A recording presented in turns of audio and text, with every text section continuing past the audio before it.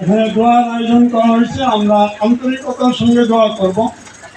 দীর্ঘ সময় পর্যন্ত আমরা দেখেছি উনি দেশের জন্য কাজ করার জন্য আন্তরিকভাবে চেষ্টা করেছেন। এই জন্য আমরা তার জন্য দোয়া করবো। আল্লাহ যেন ওনাকে সুস্থ করেন এবং দীর্ঘজীবী করেন।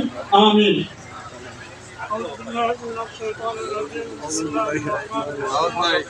আলহামদুলিল্লাহ রাব্বিল আলামিন আর রাহিম إياك نعبد وإياك نستعين اهدنا الصراط المستقيم صراط الذين أنعمت عليهم غير المغضوب عليهم ولا الضالين آمين. بسم الله الرحمن الرحيم. قل هو الله أحد الله الصمد لم يلد ولم يولد ولم يكن له كفوا أحد. بسم الله الرحمن الرحيم. قل هو الله أحد الله الصمد لم يلد ولم يولد ولم يكن له كفوا أحد.